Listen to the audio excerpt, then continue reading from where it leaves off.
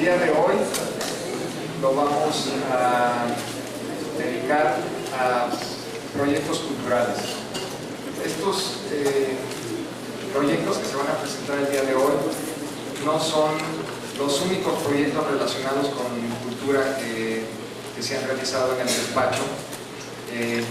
Hay otros que están englobados dentro de otra plática que va a estar relacionada con concursos, que va a complementar esta serie de proyectos con esta tipología. Vamos a empezar con un proyecto realizado, es posiblemente el primer proyecto que realizo yo de manera independiente, también dentro del rubro de edificios habitacionales, que va a ser dentro de 2 pláticas, creo, si no estoy equivocado. Hay un proyecto que realizo también solo, mientras tengo la sociedad con Aurelio y Carlos, que mencionaba yo la plática pasada. Pero este es ya de manera independiente el primer proyecto que se realiza en la oficina. Es el Centro de la Imagen, que es el edificio que dentro de la sesión dedicada a una visita guiada es el edificio al que vamos a ir, porque cuando de alguna manera, aunque ya es un proyecto viejo, podemos ver a detalle muchas de las ideas que se van a ir planteando a lo largo de esta serie de pláticas. Y por otro lado, es de los pocos edificios públicos que se han hecho en la oficina, y por facilidad pues conviene ir a este edificio. El edificio del Centro de la Imagen está localizado en la Ciudadela, cerca del Metro Valderas. Es este edificio, esta es la calle de Banderas, Avenida Chapultepec, y como ustedes saben, fue construido como una fábrica de tabaco por Tolsá a finales del siglo XVIII, 1790, una cosa así. Y en el transcurso de su vida ha tenido diferentes usos. Fue fábrica de tabaco, fue arsenal, de ahí salió el contingente que finalmente desembocó en la Decena Trágica. Después fue también un edificio militar, y un poco antes de que nosotros habilitáramos esta sección del edificio, el edificio se convirtió en la Biblioteca México, después de que parte del edificio fue la Escuela de Diseño y Artesanías que fundó, creo que López Mateos.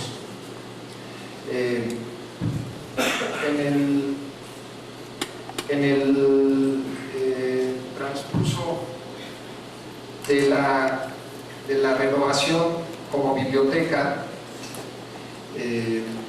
como uno de tantos proyectos que se hacen en el país, se acabó el sexenio y se acabó el dinero, y hubo una sección, que es esta sección del edificio, que nunca se habilitó como biblioteca. Es un edificio, como ustedes ven ahí, no sé si hay otra imagen donde sale esta.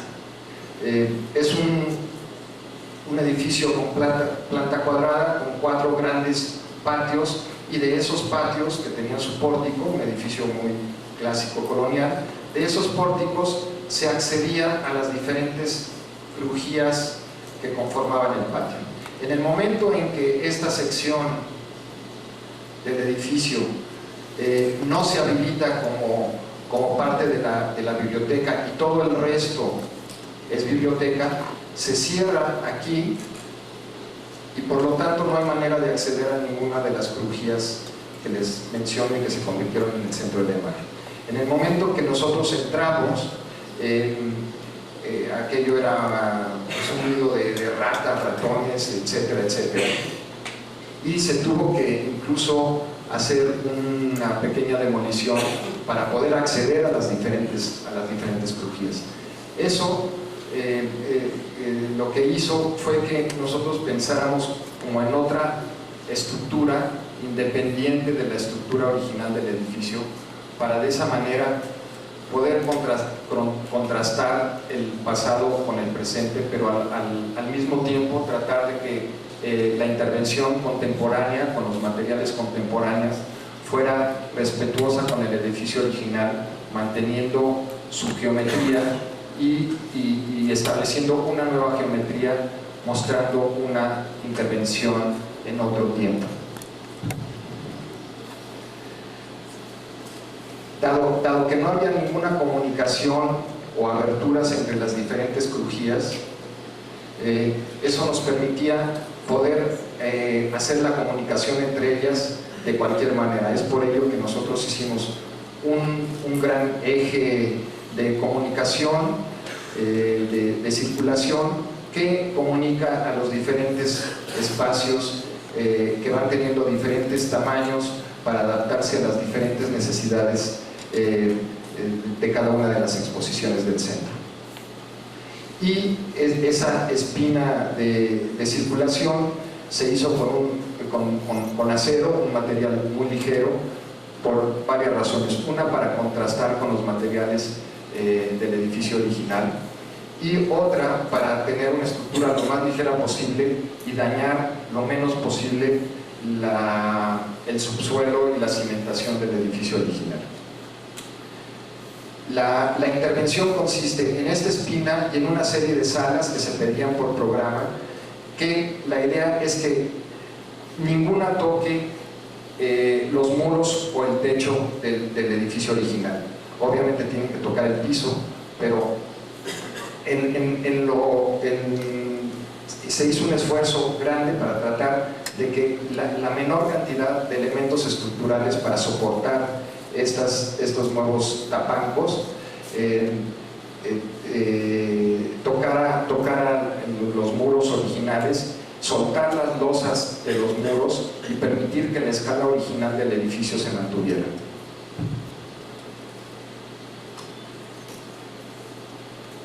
Esta es una axonométrica donde se ve la espina y los diferentes elementos que se muestran como sueltos dentro de las crujías, los tapancos y los muros sueltos que tratan de no tocar los muros originales.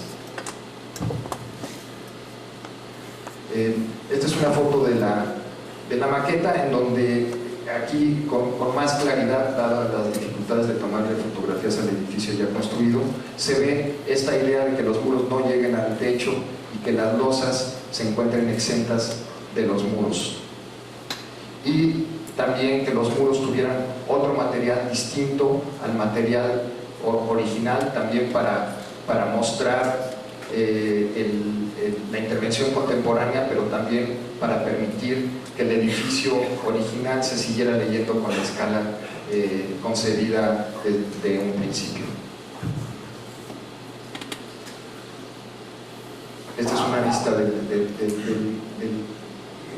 la espina en la parte superior. Se abrieron estos muros, se abrieron estos marcos, y para los nuevos materiales y los marcos que se tenían que abrir, lo que se decidió es utilizar el concreto, dado que con el tiempo la idea es que el concreto se vaya ensuciando y poco a poco fuera adquiriendo la pátina de los marcos de la cantera original del edificio.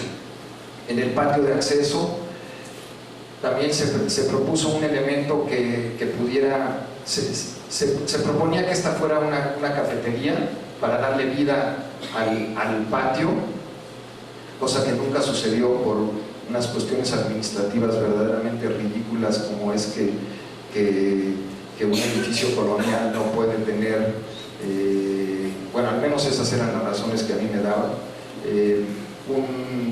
una cafetería de venta al público. Entonces esto se habilitó posteriormente como como una zona para internet, pero la idea es que este patio se vitalizara con la actividad de la cafetería y viceversa. Y se sacó un tapanco, en la maqueta no se muestra, pero es un tapanco que no toca el piso de la misma manera que los muros y las escaleras en el interior tampoco tocan los muros ni los techos. En cuanto a los detalles, la misma idea general de que no se toquen los materiales. Se trató de que los muros originales, que son estos, en donde el aplanado llegaba hasta la piedra, y con la pintura, pues la pintura nunca tenía el pintor nunca tenía un límite para poder pintar. Lo que se hizo, el pintor acababa pintando las piedras. Lo que se hizo fue un detalle muy sencillo, que en cada marco la piedra que sobresalía más, 10 centímetros, y ahí se ponía un ángulo de aluminio muy económico, y hasta ahí se llegaba al aplanado. De esa manera se mostraba el proceso constructivo del edificio original, y se permitía que pues ya los materiales siempre se mantuvieran con sus texturas originales, las piedras y el tesontle con sus texturas originales. Y lo mismo con las propuestas de nuestro proyecto, en donde se trataba de que los materiales tuvieran la menor cantidad de recortes posibles y la menor cantidad de desperdicios posibles, y es por eso que en lugar de andar recortando piedras con la forma de la columna que escogimos, la columna metálica, pues se desplanta sobre un dado de concreto, y las piedras no tienen desperdicio ni tienen un proceso constructivo complicado.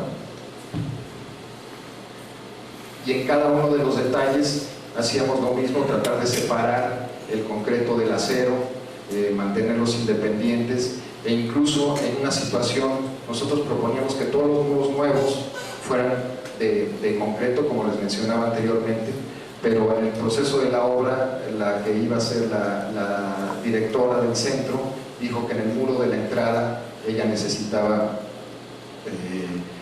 irle cambiando como de color. Yo lo que quería es que los muros originales del edificio pudieran ser pintados, y los muros de nuestra intervención fueran de concreto siempre, pero ella de repente necesitó un muro porque cada exposición requiere cierta cromática, etcétera, y lo que hicimos fue separar entonces el muro nuevo del muro de concreto también nuevo, y haciendo una especie como de tejido entre los dos también, para separarlo de la misma manera que están separados los materiales en todo el resto del proyecto.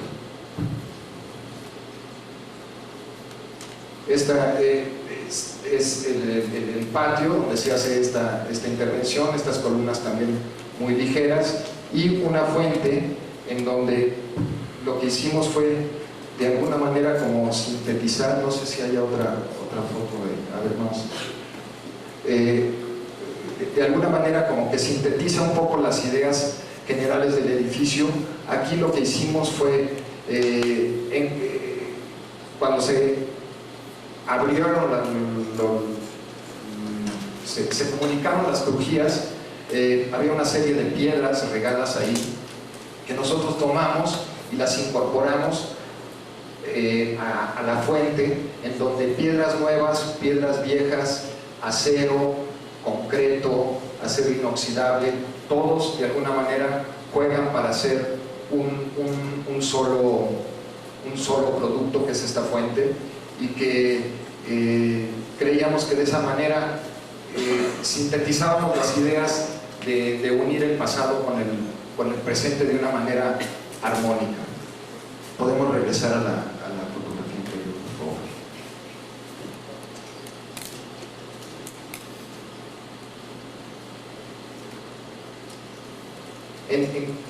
Este es para mostrarles que en todos los detalles tratábamos de separar los materiales y tratar de que Por ejemplo, nosotros habíamos propuesto otro material en el puente. En el transcurso de la obra el constructor pidió el cambio de material, y lo que hicimos fue que propusimos la lámina antiderrapante, pero la lámina antiderrapante viene de determinadas medidas y el puente ya estaba construido. Entonces, para no desperdiciar, pusimos las dos láminas con sus anchos, con los que vienen comercialmente, y se añadieron estas cenefas para poder tener piezas completas tanto del mármol como de las placas.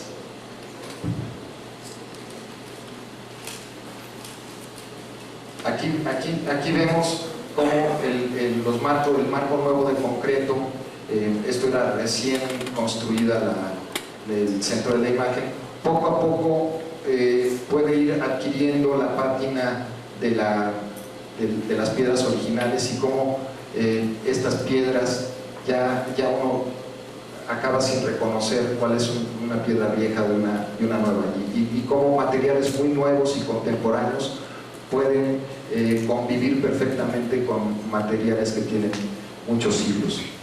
En esta era como una especie de altar que cuando se desarrolló la Escuela de Diseño y Artesanía se puso aquí la fecha, quien la inauguró y todas esas cosas. Había una placa que no existía, y en lugar de reproducirla, pues lo que hicimos fue ponerle una placa como una muestra de que fuimos conscientes de que faltaba esa placa, y de que no es que lo dejáramos desapercibido, pero no necesariamente teníamos que volver a copiar lo que se había hecho hace años. Estas son vistas ya del interior, de la espina peatonal, las columnas de acero, el muro de acceso que remataba había una fotografía que mostré que remataba el patio de la entrada, y como que invita a entrar al centro por la forma curva que tiene. Aquí vemos estos muros, cómo no llegan al techo, cómo este elemento tampoco llega y choca contra el muro, sino que se muestra como un elemento también aislado, en donde en cualquier momento, si se desea, se quita, y el edificio prácticamente puede tener las características originales. Estos son los elementos que se pusieron como sueltos dentro de las crujías, simplemente para delimitar la circulación, conformar las salas de exposiciones al interior. Estos domos no son domos originales del edificio, pero cuando se hizo la Escuela de Diseño y Artesanías se abrieron para introducir luz a los talleres. Nosotros lo que proponíamos era tratar de que las vigas de madera se continuaran de la misma manera que estaban originalmente, permitiendo la entrada de la luz, mostrando que se hizo una intervención en otro momento, pero tratando de mantener la idea de que era un solo espacio continuo, pero pues la falta de presupuesto al final ya hizo que no se pudiera hacer eso. ¿Sí? O sea, aquí lo vemos. Siempre las crujías pues eran completas, los muros eran completos, y la techumbre también. Entonces creíamos que era importante hacer también una como unión, un tejido entre las vigas originales y las vigas nuevas, pero pues, eso ya no fue posible. Y aquí podemos ver la masividad del edificio original y la ligereza de la intervención nueva. Y lo que les mencionaba, tratar de que las losas no llegaran hasta los muros, únicamente los elementos portantes en pocos puntos son los que tocan el edificio original. Estos son los límites del camino la espina peatonal. Este es un extremo, este es otro, ninguno llega a tocar el edificio.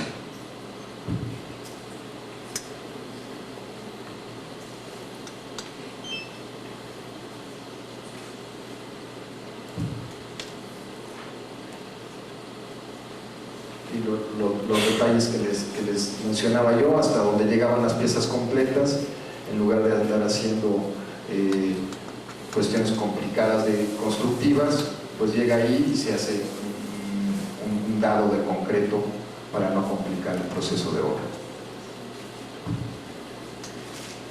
Otro proyecto cultural fue el Bar Mata, que se proyectó prácticamente al mismo tiempo que el Centro de la Imagen.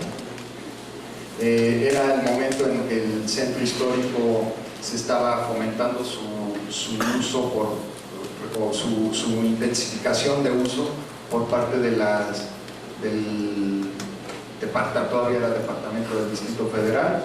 El regente era, ¿cómo se llamaba? Salinas, Camacho. Esto se hizo en un tercer piso de un edificio de oficinas. Era una verdadera locura pensar que un bar podía funcionar en un tercer piso de un edificio en el centro, cuando el centro todavía no tenía la dinámica que tiene ahora o que tuvo en su momento, también a principios de los 90, pero fue un bar muy exitoso, en donde la intervención fue, recordando el proyecto anterior, una gran acción, así como la espina peatonal en el otro caso.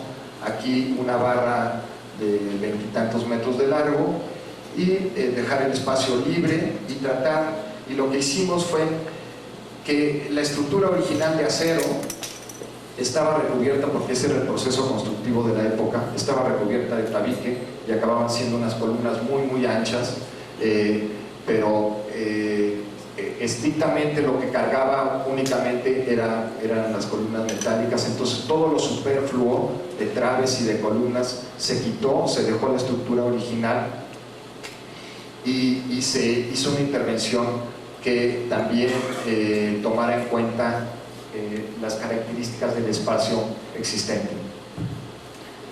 Lo que se hizo fue dejar las columnas libres, las traves libres, quitar el cielo raso, el techo, que mucha gente decía que si lo habíamos hecho en ese momento, es el techo original del edificio. Y las ventanas hacia el exterior son unas ventanas que tienen arcos, y lo que hicimos fue una especie como de arco, pero con una forma más corbusiana, de granito, para que de alguna manera hubiera un juego entre lo que existía y lo nuevo. Y pues las nuevas intervenciones, escaleras y demás, también metálicas, para que tanto pasado como presente pudieran dialogar. Aquí en esta fotografía de la izquierda vemos un reflejo de los arcos en la fachada, y aquí los arcos nuevos de nuestra intervención.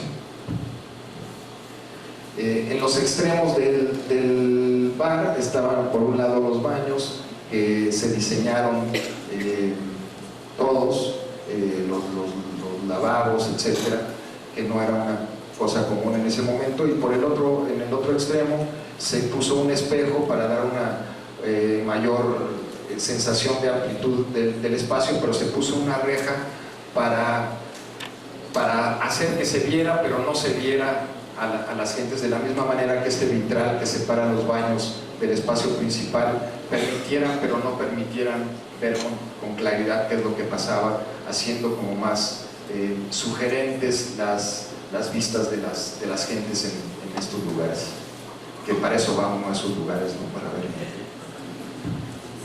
platicar y intercambiar ideas y ligar y todo. e incluso los detalles que se hicieron. Por ejemplo, este es parte de la columna existente, pero en la columna se pusieron una serie de placas, colgadores, etcétera, que trataban de tomar en cuenta lo que existía y trabajar con él. Por ejemplo, la zona de donde se tenían que dejar los ceniceros y floreros y demás, pues coincide con la placa original, o los colgadores tienen que ver también con los remaches existentes en las columnas. Fue tan exitoso el bar que estaba en el tercer piso, después estaba la azotea, entonces se rentó la azotea para poder hacer una amplitud del bar, y ahí pues también todo lo que existía se dejó, pero aquí había un tinaco, simplemente se puso un muro, pero no se tapó totalmente, sino que se mostró que ahí existe un tinaco, y se hizo una pequeña intervención, que es esta, que la acompaño de la maqueta que se hizo en la oficina, porque muchas veces no sabemos en verdad lo útiles que son los modelos y las maquetas que hacemos en las oficinas o en la escuela, y la verdad es que representan muy bien la realidad. Es una herramienta que no hay que olvidar, a pesar de que uno pueda hacer maquetas virtuales ya en la computadora. Esta maqueta la hicimos recordando alguna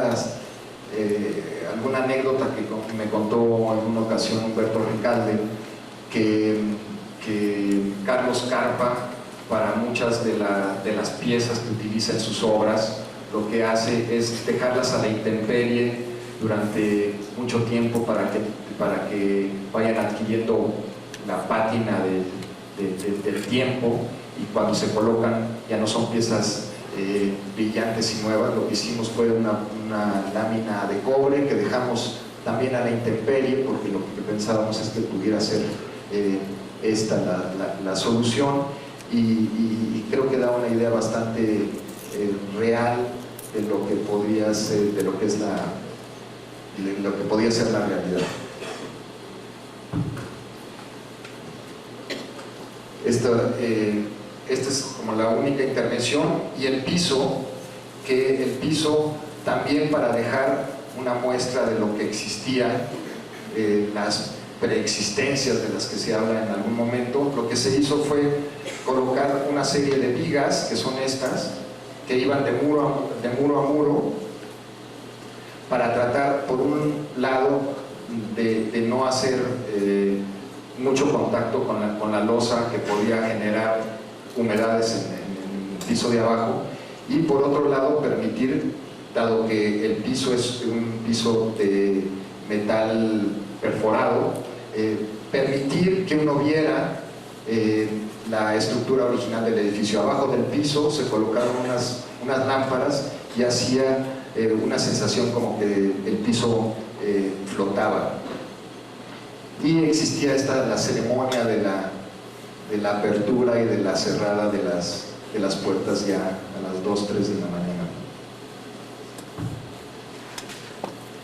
E incluso los detalles en las maquetas, cómo acaban siendo importantes, y cómo nos dicen muchas cosas de lo que va a ser el futuro en la obra. Y la idea de la terraza era también tener un contacto con el centro, con sus edificios, con sus sonidos, con sus olores, etc. Y era posiblemente el lugar más concurrido del bar tan pronto se inauguró la terraza. El siguiente proyecto, un proyecto que realicé llegó a ser anteproyecto únicamente, con Luis Vicente Flores, un teatro en una casa de la colonia Roma. No sé, creo que todavía existe el Bar Milán. Bueno, a 2 casas, 3 casas del Bar Milán. Siempre las referencias son bares, si saben, ya saben, perfectamente. Bueno, esto está a 3 casas del bar Milán. Era una casa tradicional de la colonia Roma. Bueno, en realidad eran dos viviendas, era una casa con 2 viviendas. Se accedía a una vivienda aquí, a una vivienda acá, y era propiedad de los dueños del bar Milán. Lo único que existía realmente era esta fachada. Todo lo demás ya estaba destruido. Pero por esta fachada lo que les permitía era que no tuvieran estacionamiento si se mantenía la fachada dentro del proyecto. Lo que hicimos fue una estructura periférica. Es un lote que debe de haber tenido 10, 12 metros de ancho, 15 metros a lo mucho. Una estructura periférica de columnas metálicas que aprovechábamos para poner ahí una serie como de rieles que hacían que hubiera una serie de plataformas, y esas plataformas se pudieran mover según las necesidades de cada obra, y que la colocación de las butacas y la organización del teatro fuera totalmente flexible.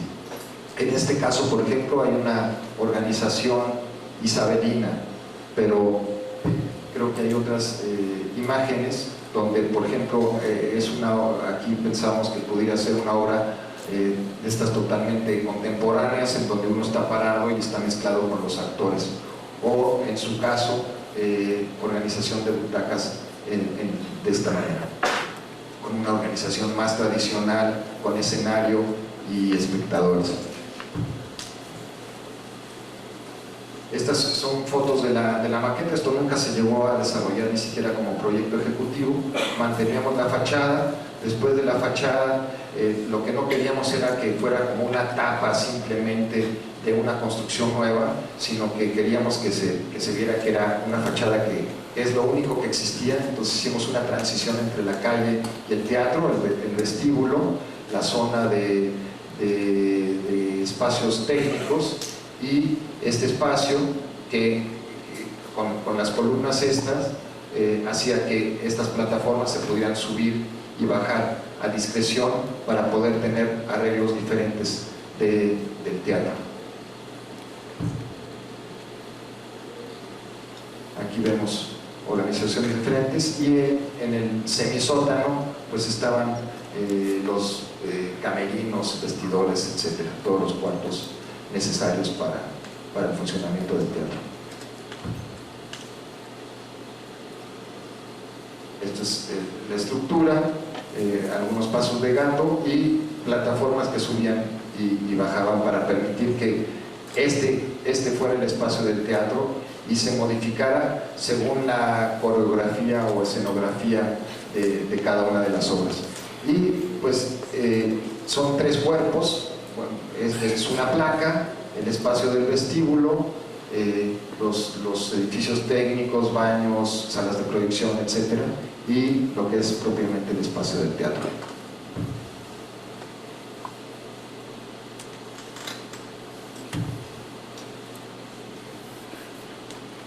Lo que hacíamos con la fachada es lo siguiente: era 2 casas, un acceso era por acá y un acceso era por acá.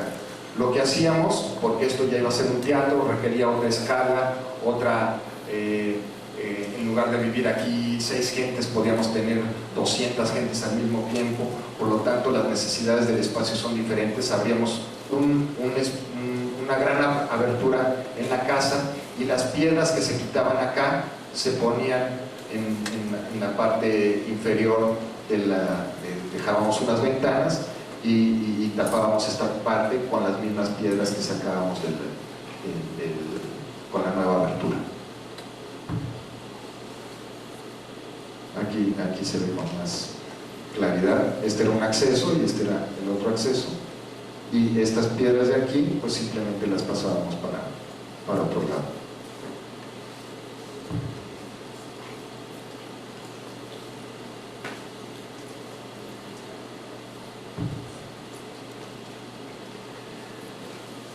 El siguiente proyecto es un concurso que desarrollamos junto con Ernesto Betancourt, un concurso abierto para una escuela de arquitectura en la UAM Xochimilco. Aquí, tomando el tema de arquitectura y lugar, lo que queríamos era crear un lugar en la escuela. Lo que sucedía es que había una serie de edificios aislados, que era aquí no había nada, esto era un proyecto que ya estaba aceptado, pero que iba a ser construido posteriormente, estos edificios y un estacionamiento. Era un espacio, era una especie como de zona con una forma totalmente irregular. Y este edificio iba a ser la escuela de diseño y este edificio iba a ser la escuela de arquitectura. Entonces, nuestra propuesta fue hacer un patio para las dos escuelas, tratar de orientar los talleres hacia el norte, hacia allá, y todos los cuerpos académicos, los salones o los talleres, dando hacia el patio, sacar una rampa hacia el patio, como la escuela de medicina aquí en Ciudad Universitaria, para hacer este espacio muy dinámico, con una serie de pasillos aquí también, en donde hubiera movimiento todo el tiempo, y lo que es la zona administrativa de la escuela en la parte posterior, dando hacia el estacionamiento. Y la idea era crear aquí un corazón de la escuela, que es un poco el tema que hemos trabajado en las escuelas. El proyecto que vamos a mostrar a continuación también muestra esa idea. Cada una de las fachadas respondiendo a sus orientaciones: la fachada sur, las circulaciones, el patio y el proyecto de otros arquitectos, y esto en L para conformar el espacio central de la escuela, que se llama Ciencias y Artes para el Diseño, una cosa así, que está conformada tanto por diseño como por arquitectura.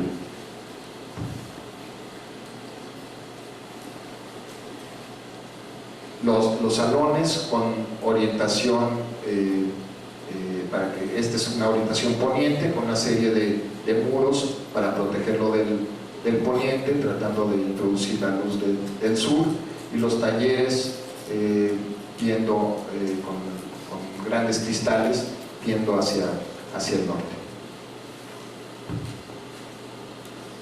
Pero aquí lo que me interesa a mí recalcar es la idea de lugar y la idea que teníamos de conformar un espacio central de comunión de todos los alumnos, tanto de arquitectura como de diseño.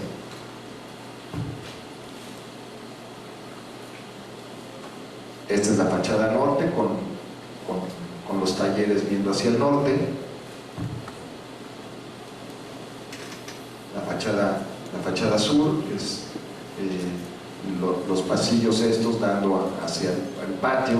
Entonces uno puede imaginarse subiendo y bajando gente todo el tiempo, moviéndose horizontalmente, moviéndose aquí, gente echando novio, etcétera. Puede ser un espacio muy rico para una escuela.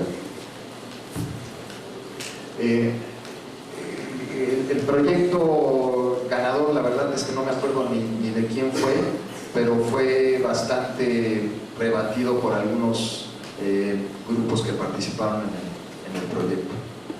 Esta es la fachada hacia el estacionamiento del edificio administrativo.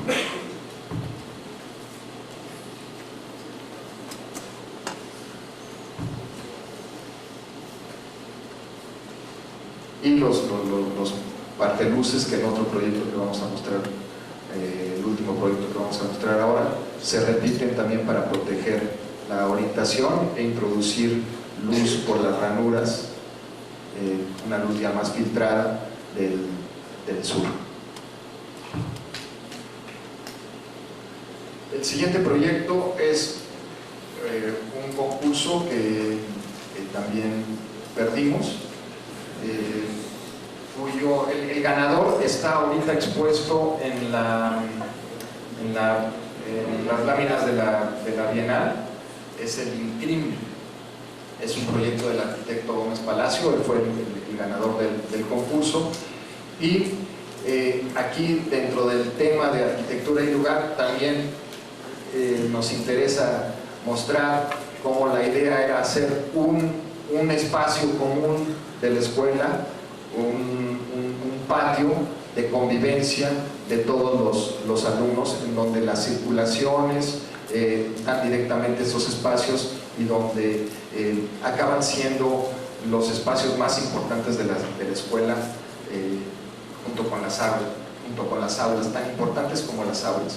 Esto está enfrente de lo que es el convento de Churubusco, que se encuentra aquí, y es una zona básicamente habitacional. Todos estos son viviendas, y lo que nosotros queríamos era crear este espacio central, pero al mismo tiempo controlar las colindancias, porque no sabíamos qué es lo que iba a suceder con eso. Entonces lo que queríamos era un espacio más bien controlado, interno de la escuela, y es por ello que hicimos un edificio con actividades como comunes, auditorios, etcétera, y edificios de aulas y edificios de talleres que se comunicaban por medio de unos puentes, y esos puentes son los que acababan conformando los diferentes patios.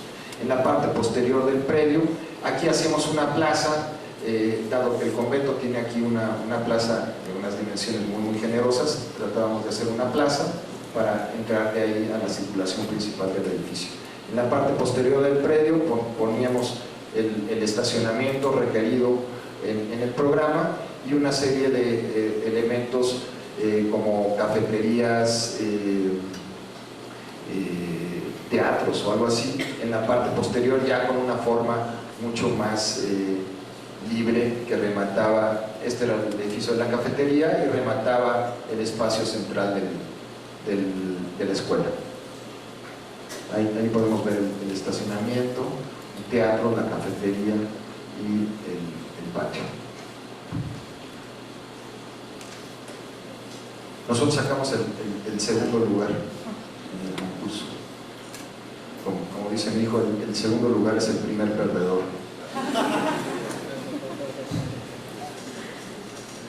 Estas son algunas imágenes de la circulación.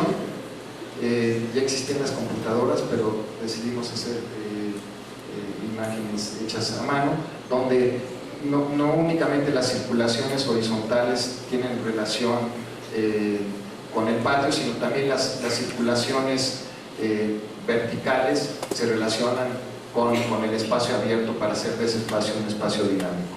Como van a ver a lo largo de la serie de conferencias, generalmente, ya lo vimos en algunos de los proyectos que se mostraron el miércoles pasado, las escaleras acaban siendo como elementos predominantes dentro de la composición, de las composiciones que hacemos en la oficina. Esta era como la plaza, un pórtico y el acceso a la escuela, y el otro acceso era un acceso mucho más a escala de las casas existentes, para permitir nada más la entrada de los coches y alguna entrada secundaria para niños.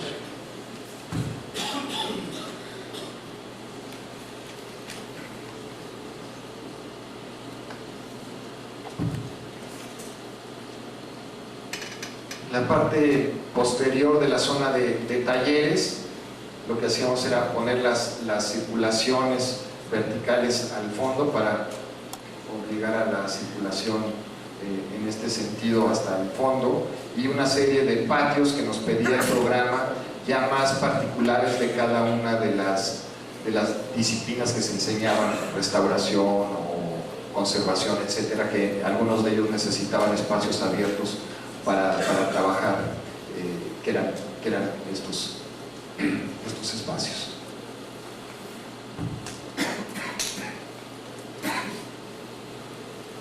El siguiente proyecto es una biblioteca que sí ganamos en un concurso,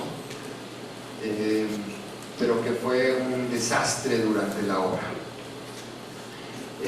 Se encuentra localizada, esto es Periférico, Insurgentes, Ciudad Universitaria, y esta es la pirámide de Cuicuilco, y esta es la escuela de la ENA, y se nos pidió hacer la extensión de la biblioteca que tenían en ese momento. Una foto más a detalle, esta es la pirámide, esta es la escuela, y esta es una imagen de la escuela desde la pirámide, donde vemos cómo esta escuela proyectada y construida por el CAFSE, creo que a principios de los años 70, es una escuela como cualquier otra que podía estar en cualquier sitio, con cualquier topografía, con cualquier paisaje. Y se nos pidió hacer un edificio que estaba localizado en esta zona. Lo que el proyecto, la idea que hizo que se ganara el concurso es un edificio que fuera un edificio de piedra, que jugara de alguna manera con la curvatura de la pirámide de Cuicuilco. La pirámide de Cuicuilco es la única pirámide, no sé si mesoamericana, pero sí en México, circular. Bueno, está en Uxmal, pero no es totalmente circular, y nunca se encontraron vestigios de que estuviera recubierta, siempre fue una pirámide de piedra.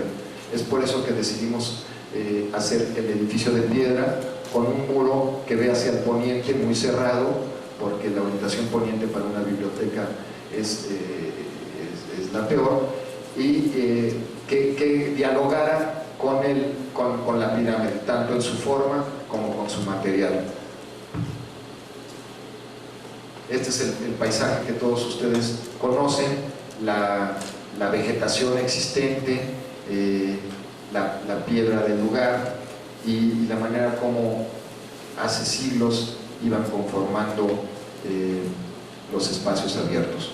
Nosotros quisimos de alguna manera hacer un poco lo mismo con el edificio.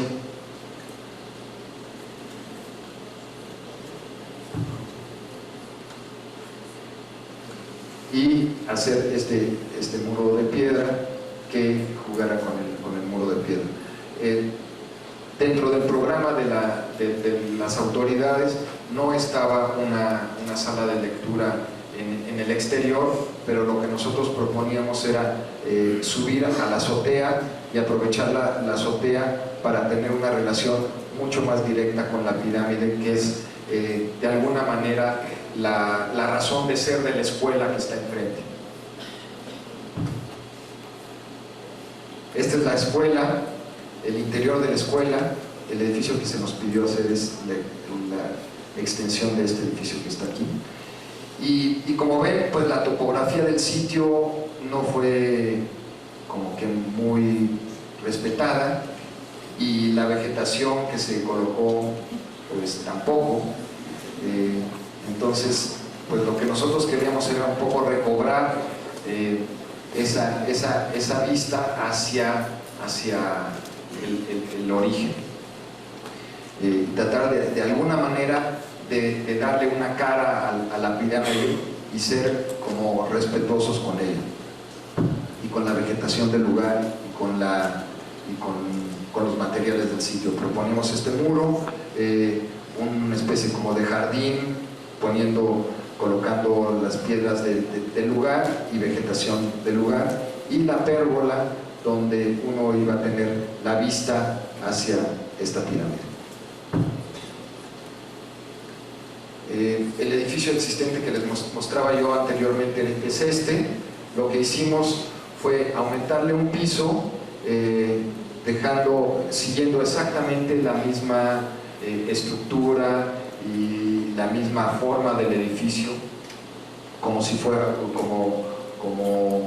como si hubiera sido una intervención hecha en el mismo tiempo. Hay muy poco tiempo de diferencia entre una y otra, y nuestra intervención fuerte era la sala de lectura, que era esta, tratando de tener la menor cantidad de apoyos para no tener problemas con un sitio que posiblemente iba a tener vestigios arqueológicos, y una espina que, como mencionábamos en la plática del día miércoles anterior, une y separa los dos cuerpos. Esta es la intervención nueva, un gran ventanal viendo al norte que introduce la luz hacia la sala de lectura, y una serie de lucernarios también viendo hacia el norte que introducen la luz en la parte posterior de la biblioteca, la pérgola que supuestamente iba a hacer que no tuviera una relación con la pirámide, pero obviamente no fue del interés de las autoridades que eso se construyera, y pues ya no existe esa relación al aire libre con la pirámide dentro de la biblioteca. El ventanal al norte, la fachada hacia el poniente, muy cerrada, pero para que no pareciera como una barda, sale una especie como de lengua y una pequeña abertura que dentro de la sala hace que uno tenga una visión pequeña de la pirámide, pero que tenga una relación con ella, y este espacio que iba a ser esa relación con ella. Es el espacio de entrada a la biblioteca, el espacio pergolado. El edificio existente tenía una abertura determinada, esa misma abertura se hace en el edificio nuevo. De este lado se dan todas las zonas de guardado de libros, y de este lado se da toda la lectura de la biblioteca. En la biblioteca, perdón.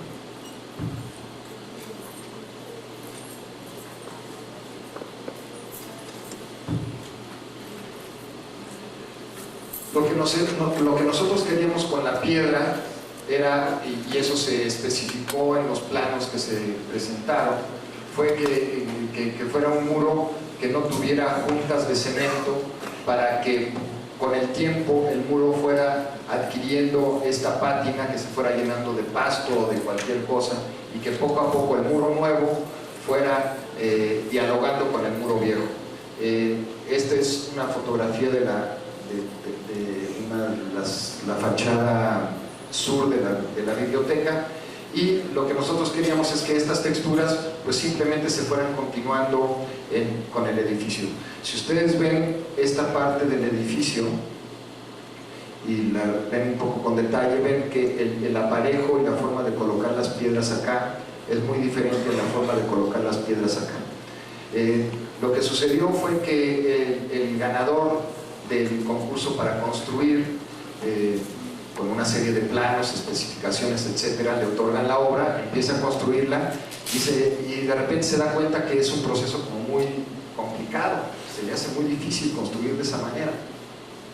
Entonces pide que se cambie el proceso constructivo, y curiosamente las autoridades le dan permiso para hacerlo, y cuando ya estaba otorgado un concurso con una serie de especificaciones, entonces el edificio ya no tiene estas características, ya es otro el aparejo, y pues ya no va a adquirir esta pátina con el tiempo, que para nosotros era muy importante.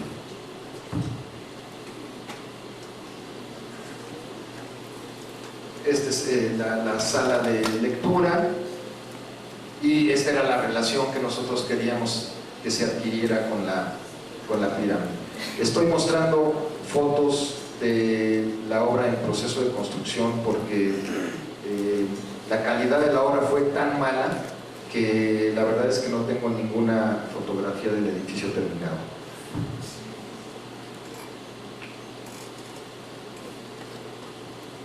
Aquí, esto es lo que queríamos, que lo nuevo pues de alguna manera como que hiciera un eco con un edificio que tiene muchos años de estar ahí. Y este era, digo, no está el muro, pero esta era la vista que nosotros queríamos que se tuviera de la pirámide, y que la escuela de alguna manera le diera la cara a la pirámide.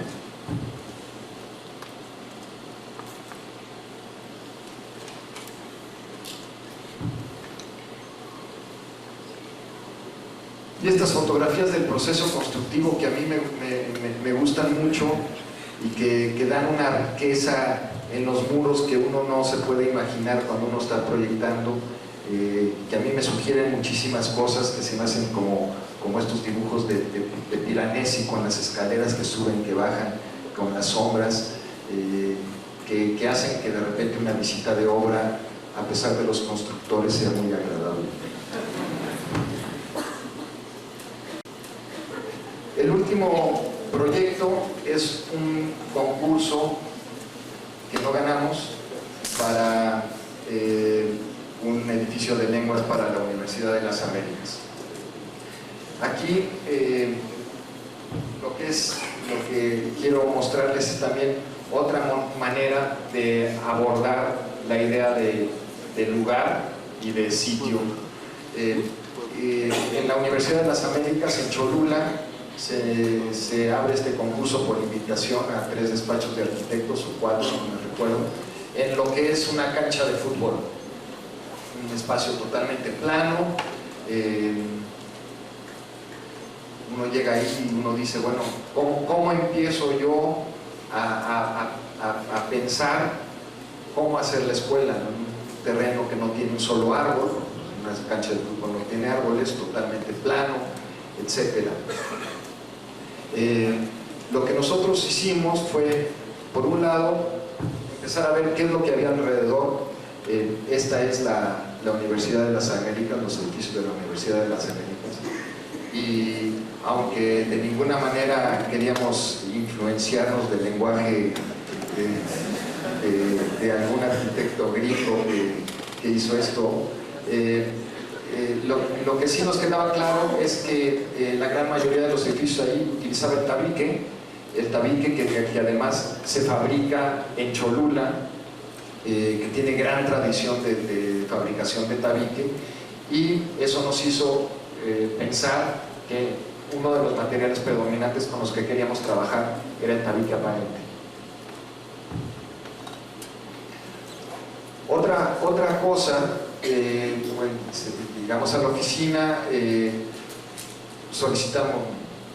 fuimos por una foto aérea y nos dimos cuenta que la traza tradicional de la ciudad de Cholula, si uno continúa estos ejes, por coincidencia o no, más o menos coinciden con una traza que tiene la universidad, una traza ortogonal. Entonces, esa fue otra decisión de tratar de continuar y de complementar una traza existente en el sitio. Y otra cosa importante fue, pues, hacia dónde vemos. Y nos dimos cuenta que estas son fotografías tomadas en el sitio. Desgraciadamente, el día que tomamos las fotografías no era muy claro, pero este es el Popocatépetl. Ahí se ve un poco el perfil. Y la iglesia sobre la pirámide que todos conocemos en Cholula. Entonces dijimos, bueno, vamos a hacer unos edificios de tabique, vamos a tratar de mantener y continuar la traza existente en la universidad, y vamos a fomentar las vistas hacia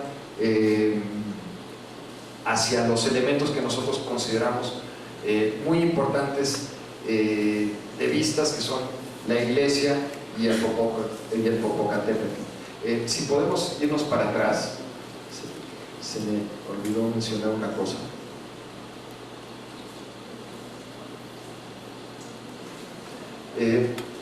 Dentro de la universidad, el terreno obviamente es este, y en esta zona hay un pequeño estanque con algunos árboles, como ven, y unos patos que hay por ahí, ¿no? Esto lo menciono porque finalmente uno de los argumentos por los que nosotros no ganamos el concurso, creemos que hubo otros argumentos de peso que sí consideramos importantes, pero uno de los argumentos fue que no nos relacionamos con con este espacio de la universidad. Cuando nosotros creímos que era más importante relacionarse con el Popocatépetl más que con los patitos, pero fue una de las razones que nos dieron para no ganar el concurso. Entonces, lo que hicimos fue comprar un plano, ubicar el terreno, ubicar el Popocatépetl, el Iztaccíhuatl, ¿cómo se llama? La iglesia, trazar los ejes desde el terreno y con eso plantear, esta es la estructura que viene de Cholula, que continúa, coincide con la estructura de la universidad, y estas líneas marcan el terreno, la pirámide iglesia y el Popocatépetl. Entonces lo que nosotros hicimos fue mantener la traza ortogonal y girar el edificio para lograr la vista hacia la iglesia, y una serie de muros diagonales que dirigen la vista hacia el Popocatépetl dentro de las aulas y dentro de los privados de los profesores. Estos son los muros que dirigen la vista, también protegen del poniente. Si ustedes ven, esto es ortogonal, y que cada uno de los espacios tuviera sus propias características según las funciones que se iban a desarrollar dentro. Este es un espacio de usos múltiples, o espacios de computación con un espacio de transición al exterior protegido por un pergolado, y que permitían la vista hacia esos dos elementos, Popocatépetl e iglesia, que les mencionaba yo anteriormente. El edificio era un edificio bastante cerrado, que yo creo que fue un error de estrategia nuestro, una serie de pasillos iluminados y todo, pero que hacían que el edificio se sintiera un poco cerrado, mientras que todos los otros edificios de la universidad tienen pasillos al exterior. Eso creo que fue un error de estrategia que nos hizo mención el jurado. Y este edificio se proyectó a principios del año pasado. Nosotros habíamos estado proyectando muchos edificios dentro de la Ciudad de México en terrenos pues con 3 colindancias, terrenos muy contenidos, pequeños, y en el momento que surge este proyecto, lo que quisimos fue hacer un edificio que no tuviera un borde definitivo, sino que se fuera rompiendo conforme se iba como disgregando, terminando, y obviamente el remate con una influencia clara de los auditorios de Alvarado, pero igual rompiéndose para un poco liberarnos de esta esclavitud que tenemos de las colindancias a proyectar en Ciudad de México. Como los extremos se iban rompiendo, permitiendo que conforme uno fuera circulando aquí, poco a poco se le fuera uno abriendo la vista hacia el paisaje lejano. Y estas son algunas imágenes del edificio. Lo que nosotros queríamos era trabajar el tabique, como les mencionaba, ser un edificio bastante cerrado hacia los patitos y bastante abierto hacia el paisaje, y hacer un pequeño patio de acceso y un patio más grande en la parte posterior, y relacionarlos visualmente uno con el otro, y relacionarlos también con la vegetación del lugar. Si ustedes se dieron cuenta, la vegetación existente ahí en la universidad es de pinos, aunque es un ambiente frío en algunos periodos del año. La verdad es que no es una vegetación del lugar, y nosotros queríamos introducir vegetación del lugar, que era una cuarta obligación que nos pusimos nosotros para generar esta idea del lugar. Estas son ya las últimas imágenes, con el patio de acceso, una escala como de la universidad, una escala un poco más pequeña, y los espacios estos con los magueyes, que es la vegetación de todo ese altiplano. Una vista al entrar a la escuela, una cristalera, o sea, muy transparente para ver el paisaje, y ciertos cuerpos ya muy cerrados donde la introducción de la luz se controla, en donde lo cerrado y lo abierto juegan dentro del mismo edificio. Esto es lo que yo les mencionaba, que yo creo que fue un error de estrategia nuestra, donde los pasillos son pasillos interiores. Quisimos tratar de que los pasillos sirvieran a dos crujías y no únicamente a uno, para poder reducir el área de las circulaciones, pero finalmente fue contraproducente para nosotros. Y este es un detalle de fachada, la vegetación que uno va viendo a todo lo largo del camino, introducirla dentro del edificio, para, junto con las vistas, el material de la región, y la conformación de la traza de la universidad, respetando la traza de la universidad, conformar un nuevo lugar para la universidad. Esta es la última imagen del día de hoy. Muchas gracias, y pues preguntas y respuestas como siempre.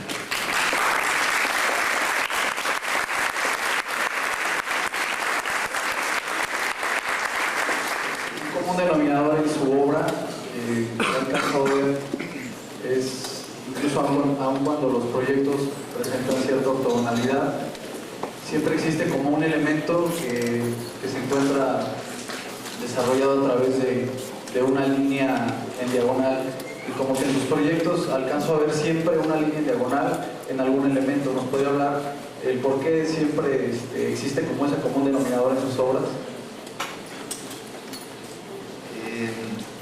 Sí, tiene razón. Yo estas cosas las quería dejar un poco al final, como para que pudiera yo decir algo al final, pero ya no sé qué voy a decir en la última conferencia. Sí, yo creo que es un deseo como de crear perspectivas diferentes y visuales diferentes a una sola manera de ver, sino mostrar que también puede haber otras maneras de ver un poco lo mismo. ¿Por qué lo hacemos? La verdad es que no sé, yo creo que es eso, es tal vez algo que como que trasciende la arquitectura. Uno lo representa con la arquitectura, pero son como ideas que uno tiene de mostrar que así como un pintor le muestra a uno ciertas reflexiones, o un escultor, o un músico, etc. Y yo creo que es lo mismo con un arquitecto. Y esta es una manera de mostrar que no hay nada más un solo punto de vista y una manera de enfocar las cosas, sino que puede haber diferentes maneras de ver, y la manera como nosotros hemos decidido mostrar eso es con esta serie de diagonales que rompen un espacio ortogonal. Bueno, me preguntaban, entonces podría decir que ese será o ha sido un sello distintivo de la obra de Isaac Roy. Pues sí, posiblemente sí. Sí, ya lo vamos a descubrir a lo largo de todas estas pláticas, pero sí, yo creo que sí. Gracias. Pero tampoco me quiero esclavizar con eso, y no todos los proyectos necesariamente tienen que tener una diagonal. En el bar descubriste las columnas, bueno, la normatividad nos dice que hay que, en el bar, que descubriste las columnas se nos dice que debemos de recubrirla para los incendios. ¿Qué problemas tuviste o cómo lo compensaste? Sí, o sea, para se pide, ¿no? Como medida preventiva que se recubra. ¿Tú cómo compensaste el haberla descubierto? No la compensé de ninguna manera. Afortunadamente nos dieron chance de hacerlo. Afortunadamente nunca se incendió. Un bar, que además se puso era de madera. Sí creo que la verdad no estoy seguro, pero creo que la reglamentación obliga a eso, pero por alguna razón no se nos pidió y no lo hicimos. No sucedió nada. En una de las pláticas que vamos a dar, creo que el siguiente miércoles, acuérdame de que te diga una trampa, pero mucho más grande que hicimos en la empresa. Respecto sobre el bar, Marta, me interesaría su experiencia como empresario. Creo que ahí es importante, fuera de la labor de la arquitectura, la experiencia como empresario que tuvo ahí, al poner un arquitecto un bar, a qué se enfrenta, cómo es. Me gustaría un poco más salir un poco de la cátedra y me interesa saber la experiencia como empresario en el bar Marta, qué lo impulsó a hacerlo y en qué acabó esta experiencia y qué es ahora el bar. Esto como de empresario suena así como muy pomposo. Mira, la cosa es muy sencilla. Había unos amigos míos empresarios, restauranteros, que querían poner un bar. Y un día estábamos comiendo en el bar La Ópera, ahí echándole unos tequilas y de repente vimos, pues, se renta, oye, ¿qué te parecería? No, pues vamos a verlo ahora. Y así fue, o sea, yo no soy empresario, yo soy arquitecto, y mis amigos no tenían dinero para hacer el bar, ellos tenían nada más la idea. Le pidieron a 2 socios que fueran capitalistas para poder meter el dinero para hacer la remodelación. Y como no tenían dinero, a mí mis honorarios me los pagaron con acciones del bar. ¿Sí? Entonces, esa es mi labor de empresario.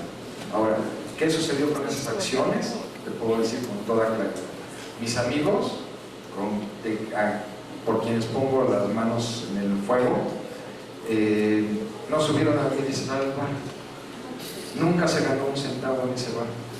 Al final hasta el dinero le tuvimos que meter. Yo poquito, porque tenía yo muy poquito de las acciones, pero hasta el dinero se les tuvo que meter. Ahí ganó todo el mundo menos los empresarios. Esa es mi experiencia. ¿Qué es ahora del bar Marta? ¿Qué es el espacio? ¿Está abandonado? Mira, no estoy muy seguro, pero creo que lo acaba de rentar Alberto Kadech como parte de su oficina que estaba abajo. Y él con un amigo o algo así. Aquí el arquitecto Hernández nos puede aclarar si es cierto o no es cierto lo que estoy diciendo.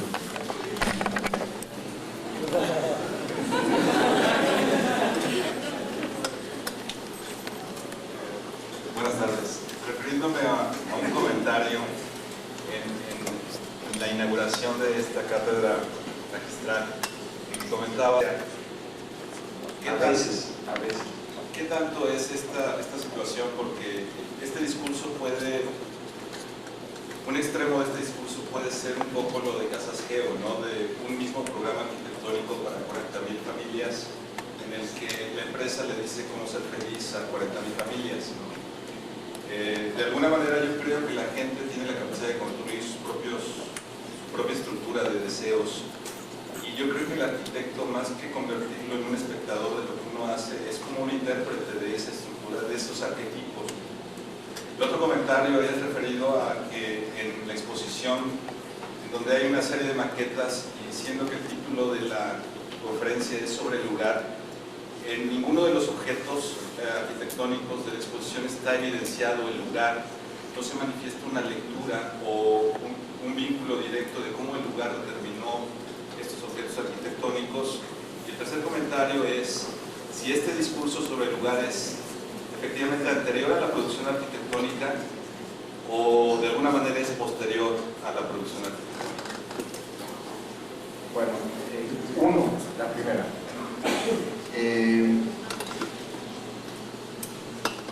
Si recuerdas la lectura de la primera plática, tal vez en el segundo o en el tercer párrafo, lo que yo decía es que la relación del arquitecto con el cliente es indispensable, que si no hay esa relación no puede hacerse arquitectura. Casi con esas palabras lo decía yo. Yo coincido con lo que acabas de decir, pero yo nunca dije que yo hacía que los clientes simplemente fueran espectadores. Lo que yo dije es que, o al menos lo que traté de decir, es que yo me hago a mí mismo haciendo las obras. Para mí, una obra tiene que ser 100% mía y 100% del cliente. Si no, no puede haber un trabajo, una comunión entre las dos partes.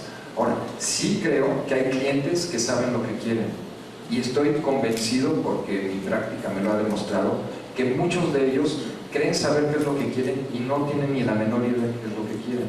Entonces uno ahí establece diálogo con el cliente y poco a poco le empieza uno a mostrar ideas para convencerlos de lo que uno cree que a él también le va a gustar, pero que a uno también le gusta. No es tratar de hacer, ¿sabes qué? Tú cállate, yo te voy a decir qué es lo que hay que hacer. Nunca se hace eso en la oficina, y si eso dije o si eso di a entender, lo trato de aclarar ahora. La segunda pregunta era sobre el contexto. Obviamente una maqueta, por ejemplo el proyecto de la ULA, pues una maqueta donde se muestra el Popocatépetl y la iglesia, pues sería muy grande. Lo que nosotros tratamos de hacer en la exposición, y espero que esto te ayude a verla diferente, por ejemplo, todos los edificios de habitación, todos tienen el contexto, ninguno de los edificios está puesto aisladamente, todos tienen los edificios de los alrededores, y pues los límites de la maqueta pues son los límites de la maqueta, pero con eso tratamos de mostrar un poco las alturas y por qué los edificios son lo que son. Y las casas lo que tratan de decir, y por eso son los textos que acompañan a las maquetas, es decir, dónde están ubicados, hacia dónde se dirigen, qué vistas se favorecieron, etcétera, y están los terrenos que pues, de alguna manera tratan de mostrar la topografía y por qué las cosas son como son. Obviamente hay limitaciones y yo creo que los textos, aunque son breves, pues tratan de complementar esas imágenes. Y la tercera pregunta, yo creo que de una manera contundente te puedo contestar que la idea del sitio siempre está presente desde el inicio de nuestros proyectos, no son reflexiones que uno hace posteriormente. Obviamente, y eso sucede con todos los proyectos, uno se encuentra de repente sorpresas ya terminada la obra y uno puede hacer reflexiones sobre esas sorpresas, o incluso hay opiniones de otras personas alrededor de la obra construida que uno no vio y que uno empieza a integrar dentro de su discurso, pero la idea del lugar y relacionarse con el lugar es una condición indispensable del inicio de cualquier proyecto. Básicamente la pregunta es en función del respeto de lo antiguo al incursionar con algo nuevo. Por ejemplo, en el centro de la imagen es un edificio perfectamente conformado en el que hay una actuación nueva que respeta con detalles como los aplanados que veníamos explicando, etc. Eso me parece de una manera correcto, pero por ejemplo en el teatro en el que está en la colonia Roma solamente tenía la fachada, y sucede ahora en el proyecto de reforma 222, donde hay una fachada similar en la parte de atrás, que es la misma fachada. Entonces yo creo que también, no sé, bueno, la pregunta es esa precisamente, ¿qué tanto ese tipo de características a veces a lo mejor estorban más que ayudar? Porque yo creo que en la reforma lo que se va a hacer, o más o menos he visto algunos dibujos, es que se va a encapsular en cristal y se le va a poner iluminación y se acabó, y no va a cooperar en nada, ni va a tener liga, ni mucho menos.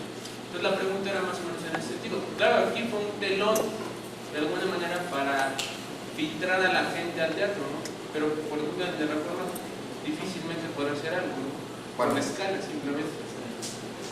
Obviamente en la Reforma no soy nadie para opinar qué es lo que se tiene que hacer ahí. Aquí, en primer lugar, hay una cuestión, regresando a la pregunta del doctor Ricardo del miércoles pasado, que si es pragmatismo o qué era otra cosa, yo no me acuerdo. O sea, aquí hay una situación absolutamente pragmática, que era que si se tira la fachada, no se puede hacer el teatro, porque necesitas otra serie de recursos. Entonces, pragmáticamente tienes que mantener la fachada. Ahora, esa fachada puede ser una escenografía, como lo que tú mencionas, o puede ser parte del espacio, que es lo que nosotros quisimos hacer, que fuera uno de los límites del espacio del teatro. Pues de esa manera, pues,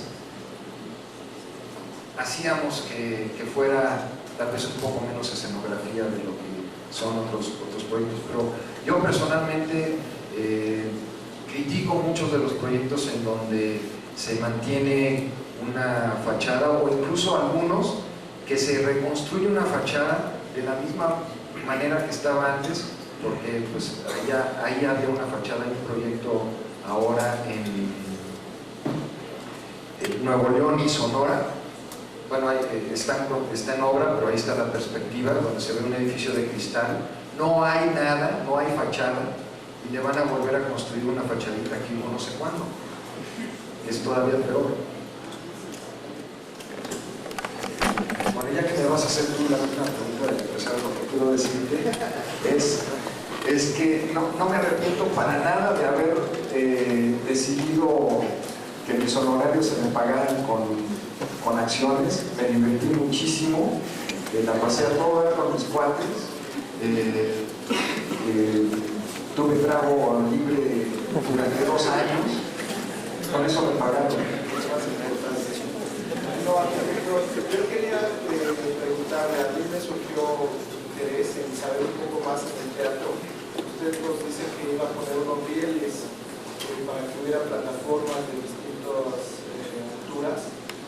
Se me hace interesante profundizar en esto, cómo tecnológicamente cómo las iba a sustentar, quién las iba a mover, de qué iban a hacer estas plataformas para que funcionaran, para que se pudieran mover a hacer, cómo es un poco esto. Mira, como te mencionaba, llegó a ser un anteproyecto y nunca se llegó a desarrollar como proyecto ejecutivo. Por esto se consultó con un estructurista. Eran unas viguetas IS, y a las viguetas IS nada más se les soldaba una como ceja para que pudieran correr ahí unos valeros que se iban a mover, incluso hasta mecánicamente se podían mover, eléctricamente también, pero mecánicamente también. Era un sistema que pensábamos que iba a ser muy, muy sencillo y económico. Para nada es una tecnología sofisticada la que se proponía para el teatro, pero nunca se llegó a desarrollar con detalle. ¿Y el material de las plataformas de qué estaban pensadas? Era triplay, un bastidor de madera con triplay. ¿Sí resistía el peso de la gente? Sí. Como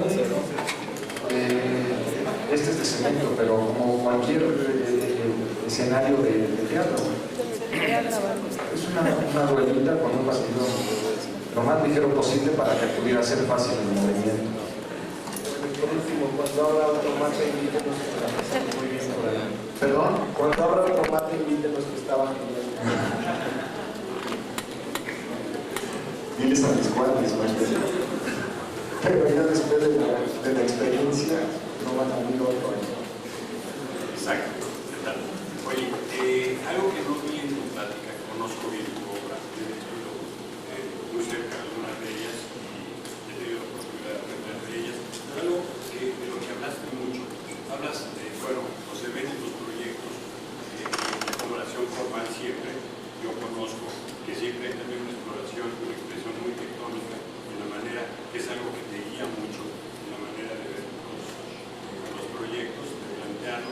hablabas de materiales, sin embargo, poco hablaste de eso, que es algo que se expresa en toda tu obra, la tectónica, la manera de dar los materiales. Creo que sería algo bueno que se hablar de eso. También es una de las cosas que quiero dejar para la última plática. Dame chance. Pero obviamente el uso de materiales siempre aparentes es una constante. No importa qué materiales, si es tabique, o es concreto, o es acero, o es piedra, siempre son como materiales aparentes. Sin recubrimientos, ¿no?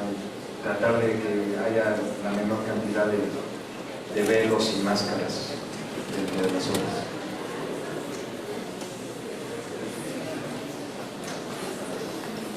Pues nos vemos el próximo